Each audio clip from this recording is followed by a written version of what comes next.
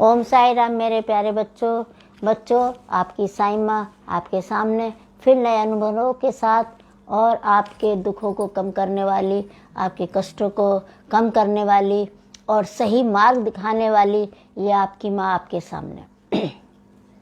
बच्चों, सबसे पहले मेरी तरफ से आपको दीपावली की शुभकामनाएं। और आज दिवाली जो है प्रकाश का प्रतीक है, जो हमारे रामचंद्र की आने की खुशी में मनाई जाती है, जो बुराई को ख़त्म किया गया था और उस पर विजय प्राप्त की थी। और दिवाली प्रकाश का उत्सव है और आज गोवर्धन पूजा है। यहाँ भी एक बुराई का ही खात्मा था जिसका आज हम उत्सव मनाते हैं। वो कैसे था भक्तों? आपको तो सब पता है, आजकल सब भागवत देखते हैं, सबको पता है, टीवी में बहुत देखते हैं, वैसे भी सुनते हैं, तो भागवत के माध्यम से सबको पता होता है कि गोवर्धन की पूजा, गिरिराज जी की पूजा, उनकी परिक्रमा क्यों की जाती है। जब श्री कृष्ण बाल्यावस्था में थे तो इंद्र की पूजा की थी, तो उस समय जब इंद्र की पूजा ही हुआ करती थी, पकवान बनाए करते थे, लेकिन एक बार इंद्र रुष्ट हो गए तो जल ही जल कर दिया था। ये बहुत लंबी कहानी है कि एक बार ऋषि मुनि अगस्त प्यासे थे तो उस समय उनको यहाँ पर जल पिलाया गया था। तो ऐसा बहुत पुरानी कथाएं हैं, तो थोड़ा इनमें समय भी लगता है। बाकी गिरिराज जी जो हैं वो हमारे देखो कैसे अपने उस छोटे से बालक ने अपनी उस उंगली पर गिरिराज पर्वत को उठाया था और वहाँ पर उस गिरिराज की उस पर्वत की पूजा कराई थी। लेकिन कितना बड़ा पहाड़ था वो, जो फिर बाद में उन्हें श्राप के कारण एक एक तिल करके वो घट रहा है।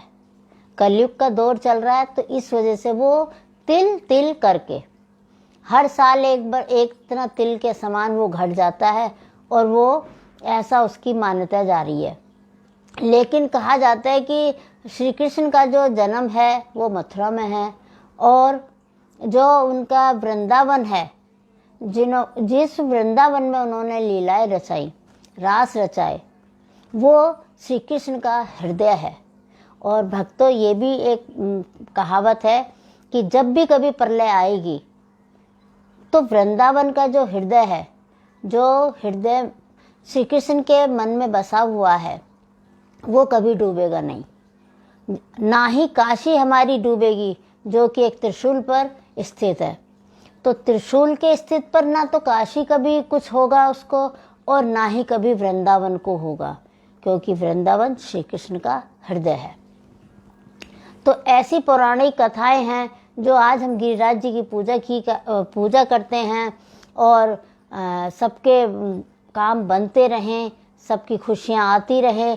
और दीपावली का एक ऐसा त्यौहार है कि लोग मिठाइयों से और खील बतासों से इसका स्वागत करते हैं। और सबसे बड़ी बात होती है कि इसमें लक्ष्मी और गणेश जी का पूजन होता है। लक्ष्मी की कृपा हर बच्चे पर, मेरे पर बनी रहे, यही मेरी शुभकामनाएं हैं।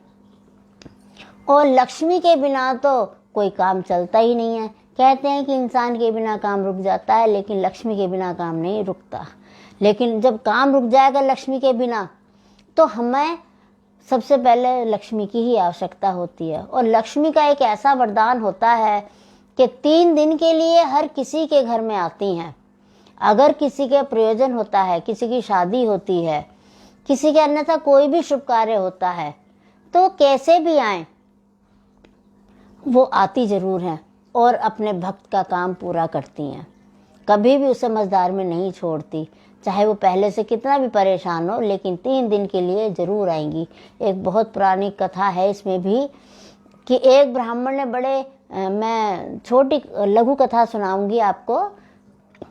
एक पौराणिक कथा की ब्राह्मण देवता ने क्या किया था कि जब उन्हें पता चला कि उनकी बेटी स्वरूप जो सहेली बनी थी वो उनके घर में आ गई, और जैसे सखियां आ जाती हैं एक दूसरे से मिल करके, जो आज के टाइम में जैसे फ्रेंड बन जाती हैं, पहले सखी बन जाती थी, तो वो सखी अपनी सखी से मिलने आती है जो लक्ष्मी का स्वरूप थी।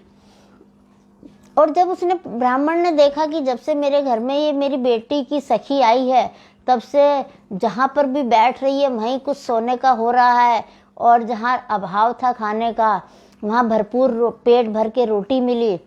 अब उसने क्या किया कि बच्चे तो खेलते हैं, जब दोनों सखियां मिलके खेल रही थी तो वो ब्राह्मण ने बड़ी युक्ति से काम किया और अपनी ब्राह्मणी को कहा कि आप इस चौक को गोबर के लेप से लीप दो और एक दिया जला दो। एक चौक पूर करके दिया जलवा दिया और खुद बैठ गए एक खाट डाल करके, और जब संध्या हुई तो दीपक जला हुआ था, चौक पूरा हुआ था।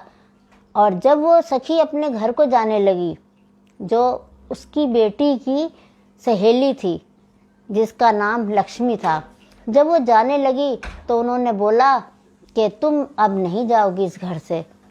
उन्होंने कहा कि क्यों? उन्होंने बोला कि इसलिए नहीं जाओगी कि मैंने देखा है जब से कि जब तुमसे मेरे पास आई हो और मेरे घर में विश्राम कर रही हो तो मेरे घर में बहुत कुछ अच्छा ही अच्छा हो रहा है, तो मैं तुम्हें इस तरह से नहीं जाने दूंगा।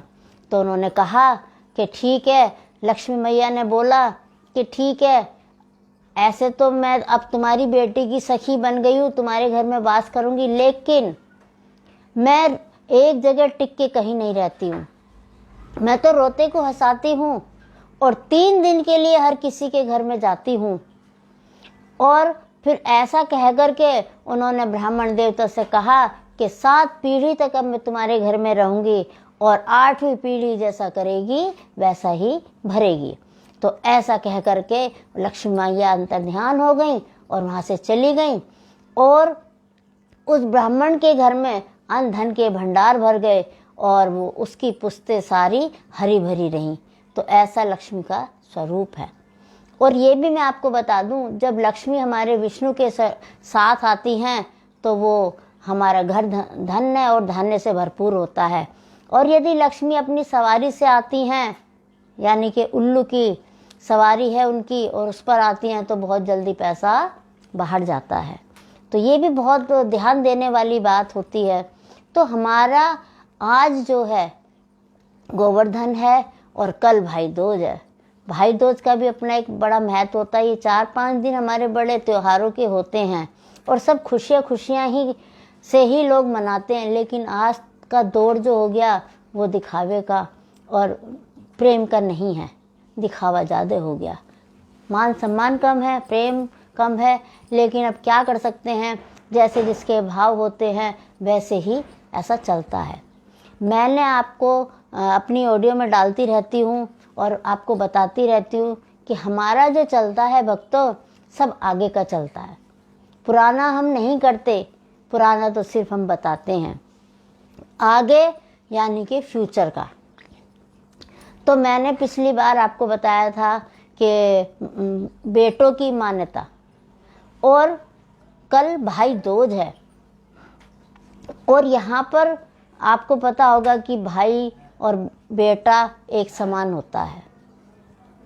तो मैं आपको बताती हूँ कि जब हमारे मंदिर में सबसे पहले जिस दिन साईं बाबा का स्थापना हुई थी, साईं बाबा पधारे गए थे, तो भक्तों मैं आपको सबसे पहला अनुभव बताती हूँ कि हमारे यहाँ कैसे बाबा पहले दिन से ही अपने भंडार भर रहे हैं और आज तक भंडार भरते चले आ रहे हैं। और जो भक्त यहाँ पर सच्चे दिल से जुड़ जाता है उसका तो साईं माँ पूरा ही काम कराती है।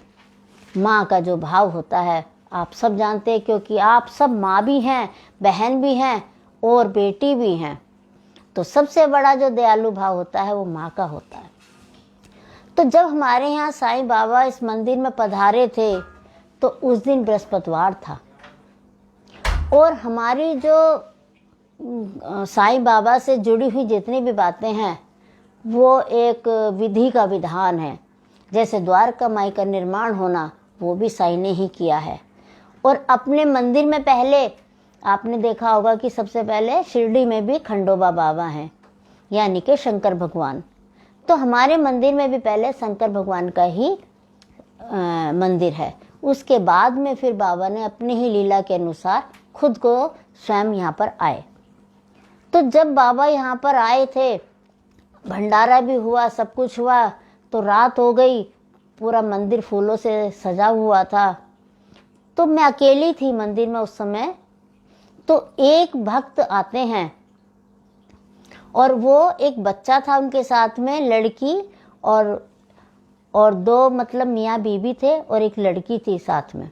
वो आई हमारे मंदिर में और माथा टेक करके जैसे ही जा रही थी, तो मेरे मन में भाव पैदा हुए कि जब तक सब उठ चुका था, सब कुछ खत्म हो रखा था, क्योंकि रात हो गई थी, पूरा भंडारा भी चला था, लेकिन सब हम बांट भी चुके थे। फिर हमारे मन में ये आया कि ये जो भक्त अब माथा टेकने लास्ट में आए हैं और हमें मंदिर भी बढ़ाना है, तो यदि यहाँ पर एक कोई फल होता तो मैं आज इनकी झोली भरती। जब भक्तों हमारे ऊपर साईं बाबा का सिर्फ समझो हाथ ऐसा ही होगा जैसे मंदिर में जाते हैं, ऐसा ही था, लेकिन शक्ति नहीं थी। तो जब हमारे भाव आए कि हम इनकी झोली में कुछ डालते, ऐसा भाव जागृत हुआ, तो इतने में ही हमें भी नहीं पता चला, क्योंकि ये लीला इनकी जो होती है अपरंपार है, किसी को कुछ पता नहीं चलता वो कैसे कर जाते हैं। तो वो जैसे ही मंदिर के सीढ़ियों से उतरे, और पता नहीं मुझे कि एक कहाँ से वो फल आ गया, कौन लेके आया, मुझे ये नहीं पता। मैं तो अपने साफ सफाई में लगी हुई थी। तो इतने में मुझे वहाँ पर एक फल दिखाई दिया। तो मैंने कहा लो, मैं भी सोच ही रही थी कि फल दे दूँ, और इतने में एक फल भी निकल आया। तो मैंने सीढ़ियों से उतर करके, वो थोड़ा आगे निकल चुके थे, लेकिन उनका नाम नहीं जानती थी मैं, उनको मैंने हेलो करके बुलाया, उनको आवाज़ लगाई, वो तीनों वापस आए। उन्होंने सोचा कि शायद कुछ बोल रही हैं, तो वो वापस आए। जब तक हमारे बारे में किसी को नहीं पता था, क्योंकि हमारे पास कुछ शक्ति ही नहीं थी उस समय। तो जब हमने वो फल उनकी झोली में डाला भक्तों, तब हमें पता चला, जब वो कहने लगी हमसे कि ये मेरी भतीजी है साथ में, और हमारी शादी को भी कई साल हो चुके हैं, लेकिन ना ही तो उनके फेस से लग रहा था कि ये बच्चे नहीं हैं इनके, तो हमारे बच्चे भी नहीं हुए हैं, और आपने बहुत अच्छा करा दीदी, आपने हमें ये हमारी झोली भर दी, क्योंकि आज साईं बाबा आए हैं यहाँ पर। तो देखिए भक्तों, उस दिन बाबा ने ऐसा चमत्कार किया कि उसके बाद उस महिला को एक लड़का का जन्म हुआ। उसी समय उसी महीने वो बच्चा जो था, उसकी झोली में फल जो था वो बच्चा बन गया, और बाबा ने हमारा नाम और भी अच्छा किया कि वो उस लड़की की गोद भर गई। और आज वो 7-8 साल का, 9-10 साल का ऐसी होगा बच्चा, पहले दिन ही इन्होंने उसकी गोद भरी थी, और फिर वो बच्चे ने जन्म लिया। तो बाबा तो उस समय से ही ऐसी झोली भरते आ रहे हैं, और हम जब जिस भक्त की झोली भरते हैं, जैसे कि एक बंजर भूमि में भी बीज का किसी भी बारिश में उठ जाता है, पेड़ बन जाता है, ऐसे हमारी भी झोली होती है। जो हम किसी की झोली में फल डाल दें या झोली भर दें, तो उसकी कभी भी झोली खाली नहीं रहती, और उसको तो माँ बना ही देते हैं, क्योंकि हमारे बाबा जो हैं बहुत दयालु हैं। तो ऐसे ही बाबा जो हैं अपना काम पूरा करते हैं। और अब मैंने सुना है कि बाबा ने ना जाने कितने जो हमें अपना सपना दिखाते हैं, जो सपने के रूप में हमारे द्वारा आते हैं। अभी भी मैंने जो नए जुड़े हैं, हमारे फेसबुक से भी जुड़े हैं, उन्होंने भी हमारे रूप में दर्शन दिए हैं। कि किसी को दिया है कि आधा शरीर हमारा है और ऊपर अपने पुराने भक्तों ने सुना था कि ऑडियो में पहले कि जब बाबा कोरोना काल में घूम रहे थे, तो एक लड़की को सपना आया था। तो उसने अब बताया कि मैंने देखा माता जी कि आपका जो घर है, और बाबा ने जो इतने बड़े हो गए कि वो पूरा घर आपका जैसे आलिंगन करते हैं, ऐसे बाबा ने आपके घर को पकड़ रखा है। तो देखिए ये कितनी बड़ी बात है कि साईं बाबा ऐसे सपने दिखाते हैं भक्तों को हमारे द्वारा, और सपने में फिर अपने आप को आते हैं और हमें दिखाते हैं। तो भक्तों ये तो बहुत अच्छे अच्छे अनुभव यहाँ पर हमारे से जुड़े हुए हैं, हम कराते हैं अनुभव। ऐसा नहीं कि हम बोले और ऐसा ना हो।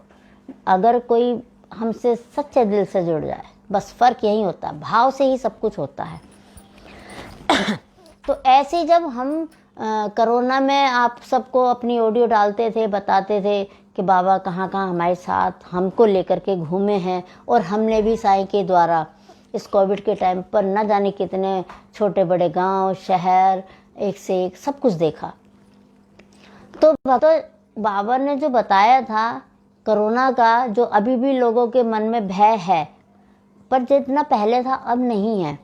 कोविड के टाइम पर बाबा ने बताया था कि कोरोना नामक बम, मैं आपको एक बार फिर इसलिए बताना चाह रही हूँ कि अभी भी स्थिति थोड़ा कहीं ना कहीं बिगड़ जाती है इस वजह से।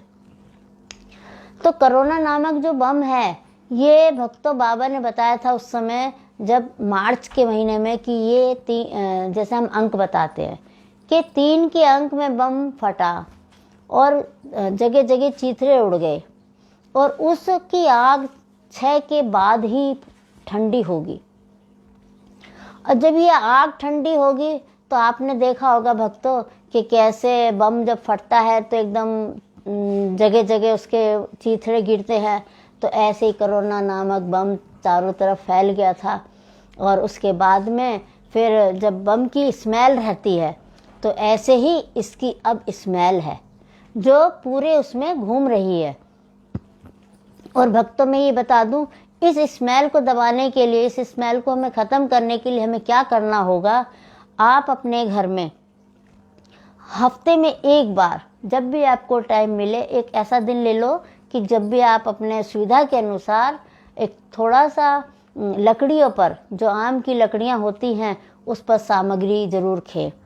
तो आपका घर का जो वातावरण है, देखिए भक्तों, शुद्ध भी होगा, और ये जो विषाणु हैं कोरोना के, ये भी होंगे, ख़त्म होंगे।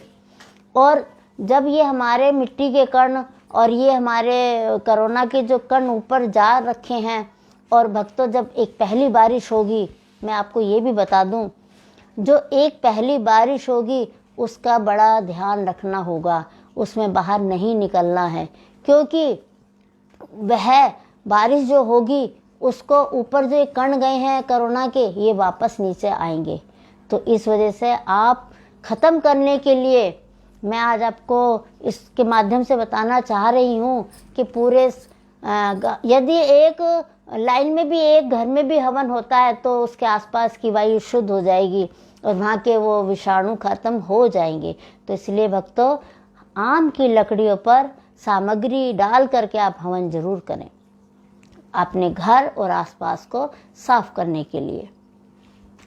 ऐसे भक्तों, कोविड में हमने जब 17 मार्च को शिरडी बंद हुई थी, हमने भी बताया था कि अब मंदिर जो बंद हुए हैं, इसके बाद में क्या होगा भक्तों, सिर्फ गेट बंद रहेंगे, कपाट बंद रहेंगे। जो वहीं के ही रहने वाले हैं वही सिर्फ अपना उस जहाँ निकलेंगे, उस द्वारका माई के सामने से या शिरडी मंदिर के सामने से निकलेंगे तो वही हाथ जोड़ करके निकलेंगे, बाकी अब बाहर वाले तो नहीं जा पाएंगे।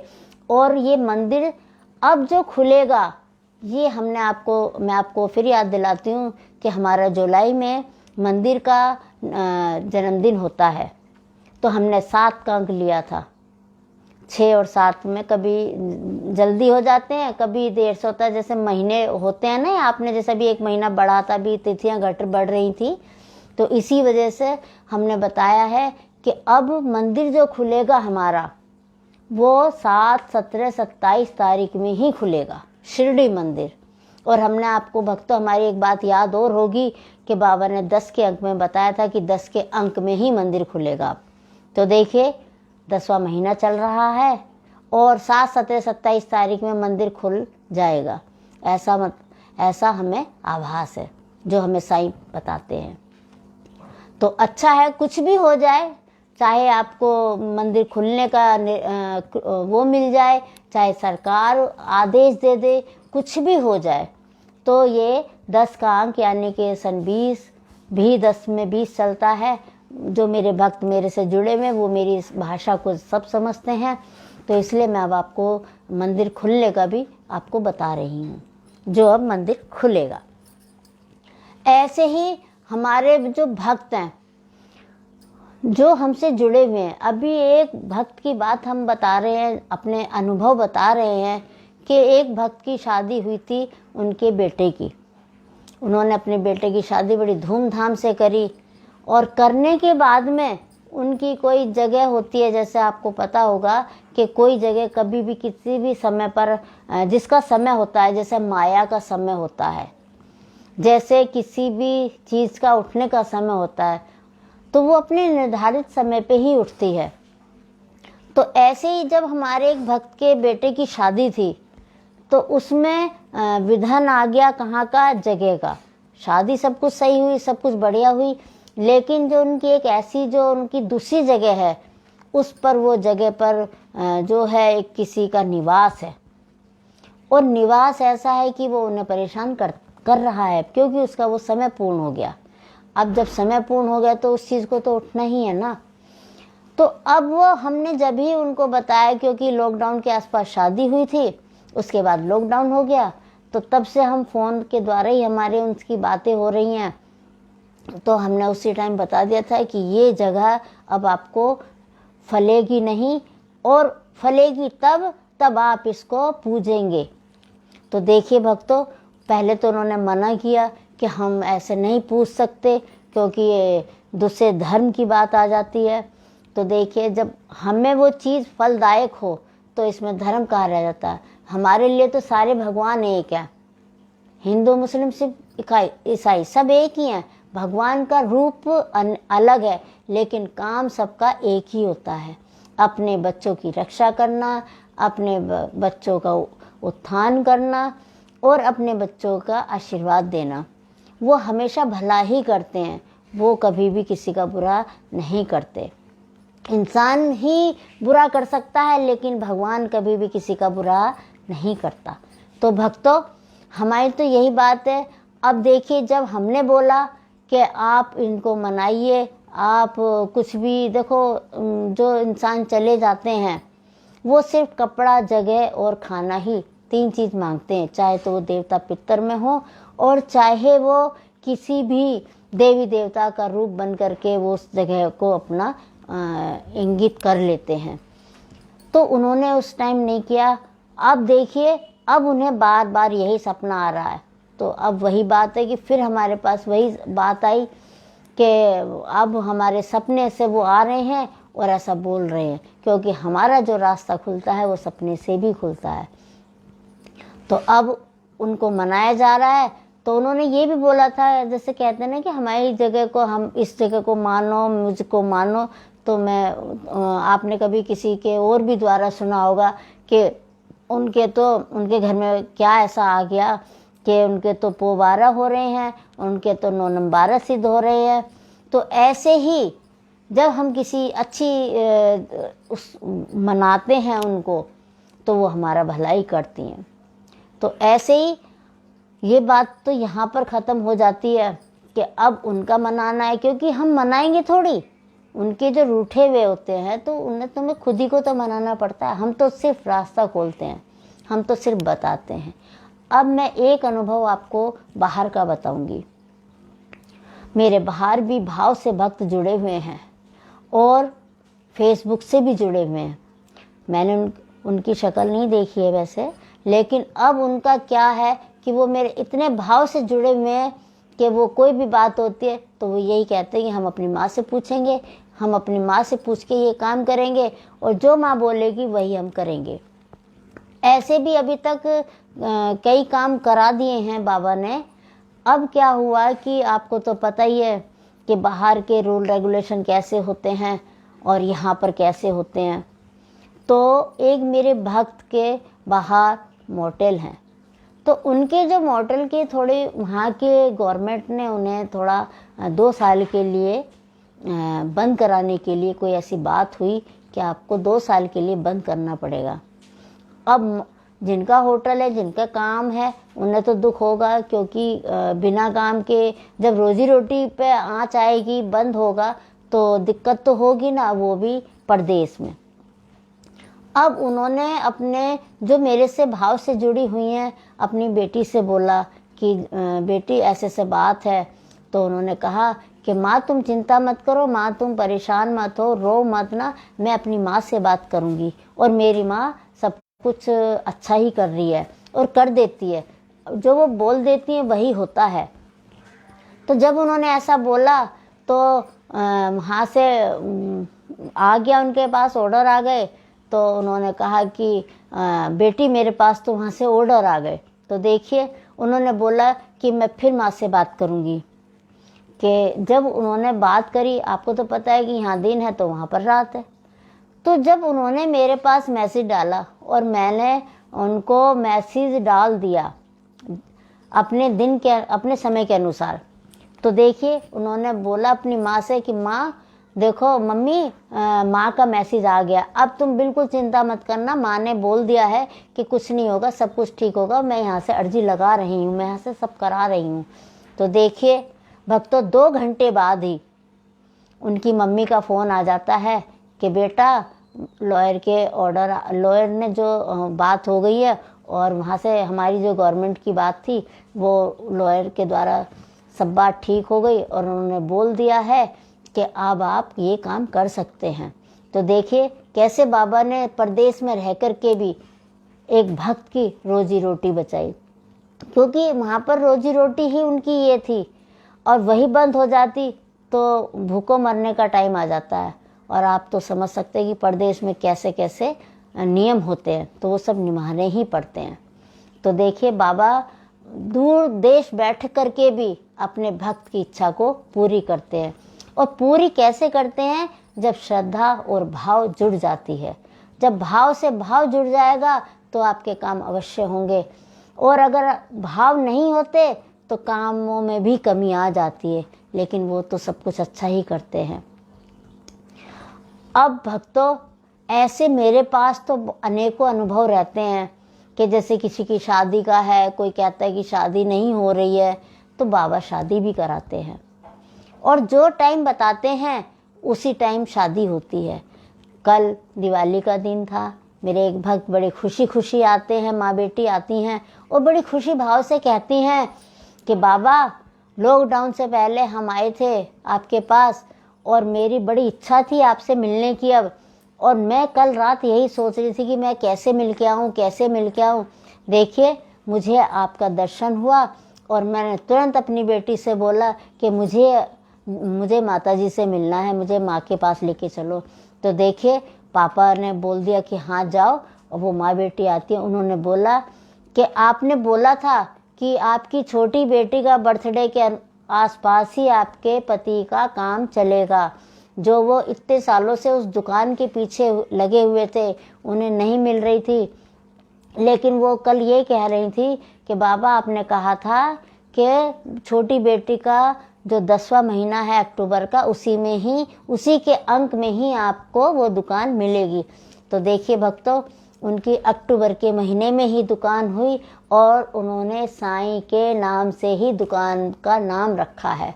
और वो बड़ी खुशी खुशी होके आई और कहने लगी कि आपने मेरी बेटी की शादी भी बताई थी, बड़े लड़की की शादी, जो आपने बताया था कि आपका जो दामाद होगा वो हवाई यात्रा करेगा और यहाँ पर काम नहीं करेगा, यहाँ का उस लड़के का योग नहीं है, और आपका जो दामाद बनेगा वो बाहर का ही होगा और वो हवाई यात्रा ही करेगा, मतलब वो जल में ही चलेगा।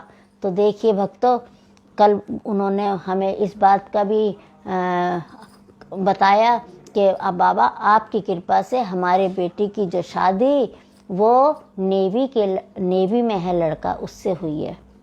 तो देखिए और लॉकडाउन का फ़ायदा उठाते हुए ही हमने शादी करी है कि अच्छा सा हो जाएगा। बेटी की शादी हो गई तो कितनी बड़ी खुशी मिलती है जब लोग आकर के कहते हैं कि बाबा आपने बताया था और हमारा ऐसा हुआ। तो मैं तो यही चाहती हूँ कि मेरे भक्तों के, मेरे बच्चों के काम बनते रहे और खुशी खुशी मेरे पास आकर के आशीर्वाद लेते रहे और मुझे अपनी बातों को बताते रहें कि आपने बताया और ऐसा हो गया। क्योंकि साईं जो हैं साईं, आपको तो पता है कि साईं की बातें समझना बड़ा कैड़ा काम है, आदमी नहीं समझ पाता है जल्दी से। और साईं हमेशा अपने बच्चों को सही मार्ग पे लेके चलते हैं और बिगड़े कामों को बनाते हैं और भविष्य बनाते हैं। तो मैं तो यही कहूँगी कि साईं जो हैं आज के दाता हैं और आज के पालनहार हैं, और कलयुग में हमें सिर्फ साईं का नाम ही हमें ऊपर लेके जाएगा। और आज आप इस माँ के द्वारा साईं के दर्शन कर सकते हैं, साईं से बातें कर सकते हैं। मैं उन्हीं के द्वारा तो बताती हूँ, तो साईं से जो जुड़ता है उसके तो सारे काम बनते ही रहते हैं। मैं तो बस यही कहूँगी कि मेरे बच्चे हंसी खुशी रहे, और कल भाई दूज का त्यौहार है, अच्छे से मनाना और अच्छे से अपने भाइयों पर और भाई बहन पर प्रेम लुटाए और बहन भाई पर। और ये त्यौहार एक ऐसा त्यौहार है कि जो साल भर का एक बार ही आता है, लेकिन इस प्रेम में कमी नहीं होनी चाहिए, क्योंकि ये हमारे रिश्ते जो होते हैं वो दिल से जुड़े होते हैं।